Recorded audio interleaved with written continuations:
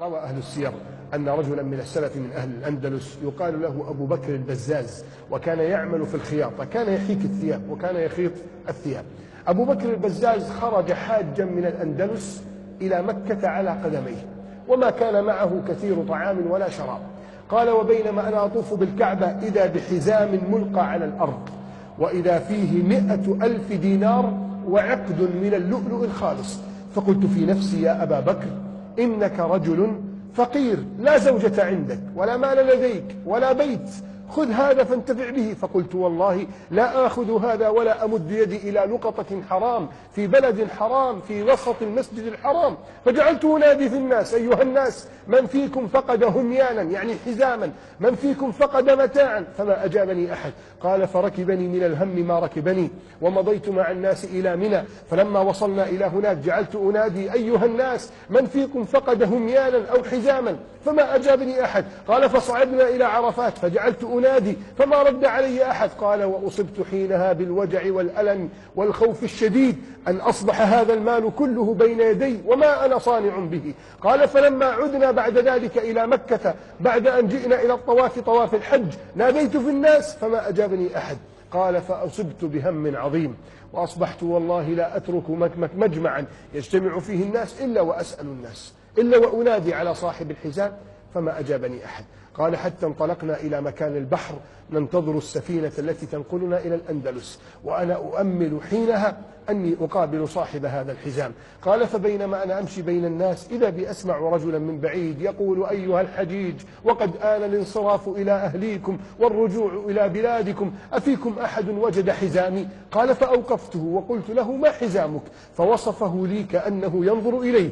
قلت: فماذا فيه؟ قال: فيه 100,000 دينار وعقد من اللؤلؤ الخالص. قال: فمددت يدي في متاعي وأخرجت حزامه وقلت: هذا والله حزامك، قد حفظ الله لك ذلك المال الحلال، وإني والله ما مددت يدي عليه. ففتح الحزام وأخذ مجموعة من الدنانير وأقسم علي أن يعطيني. قلت: والله لا أمد يدي إليه، وإني والله حفظته لك تكريمة لك، ولأني أعلم أن ما عند الله خير وأبقى. قال: فبكى الرجل ودمعت عينه ورفع كفيه يدعو لي بما لذ وطاب من الدعاء، ثم ركب سفينته ومضى. قال: وبقينا في الميناء 3 أشهر ننتظر السفينة التي تنقلنا إلى الأندلس. قال: حتى جاءت سفينتنا فمضينا في البحر 6 أشهر، لعب بنا الموج وجاءت ريح عاصف فانقلبت سفينتنا وغرق أكثر الحجيج، وبقيت أنا ومجموعة نتمسك ببعض أخشاب السفينة وما ندري ما الله صانع بنا، في شدة ظلمة الليل وفي شدة سواد البحر، حتى أغمي علي فما أفقت إلا وأنا على شاطئ جزيرة على الرمل، والصبية الصغار يضعون الرمل على وجهي يقولون: عمنا مات، عمنا مات. قال: فلما فتحت عيني ذهب الصغار إلى داخل القرية ينادون الأشياخ على الجزيرة يقولون: لقد استيقظ الغريق، لقد استيقظ الغريق، تعالوا. فجاء الأشياخ فلما سقوني الماء وردت إلي نفسي وروحي قالوا: لي من أنت؟ قلت: أنا حاج جئت من بلاد بعيدة وقصدت مكة، ولما عدت انكسرت السفينة ومات الحجيج. قالوا: قد علمنا ذلك وقد رأينا بعض من نجا وبعض من مات، فمن أنت؟ قلت: أنا أبو بكر البزاز. قالوا: أبو بكر البزاز صاحب القرآن الذي في الأندلس؟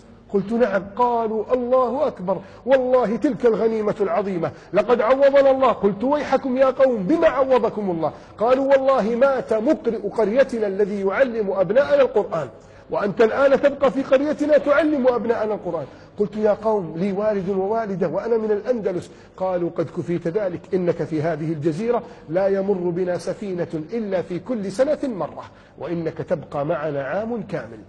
قال: فاستعنت الله جل وعلا وبقيت أعلم أولادهم القرآن وأدرس شيوخهم القرآن حتى مضت 6 أشهر. فقال لي بعض كبار القرية: يا أبا بكر، أولك في النكاح؟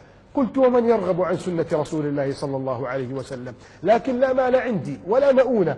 قالوا: قد كفيت ذلك، إنا نزوجك بابنة شيخنا الذي كان يعلم أبناءنا القرآن، تلك والله فتاة حافظة لكتاب الله جميلة عندها المال والخير الكثير.